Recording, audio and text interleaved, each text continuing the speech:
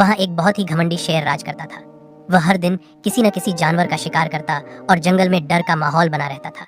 सभी जानवर उससे बहुत डरते थे। एक दिन जंगल के सभी जानवर इकट्ठा हुए और सोचने लगे कि अगर ऐसा ही चलता रहा तो एक दिन जंगल में कोई जानवर नहीं बचेगा।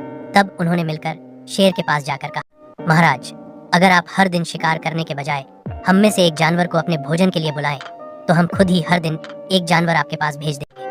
आपको जंगल में भटकना भी नहीं पड़ेगा। शेर ने घमंड में हंसते हुए कहा, ठीक है, मैं मानता हूँ, लेकिन अगर कभी कोई जानवर समय पर नहीं आया तो मैं पूरे जंगल को खा जाऊंगा। अब हर दिन एक जानवर शेर के पास भेजा जाने लगा। कुछ दिनों बाद एक दिन एक छोटे से चालाक खरगोश की बारी आई। खरगोश जानता था कि अगर कुछ नहीं किया गया तो जंगल के सारे जानवर मर जाएंगे। उसने एक योजना बनाई। वह जानबूझकर देर से शेर के पास पहुंचा। शेर बहुत गुस्से में था। वह दहाड़ते हुए बोला, तू इतनी देर से क्यों आया? खरगोश ने विनम्रता से कहा, महाराज, मैं अकेला नहीं था।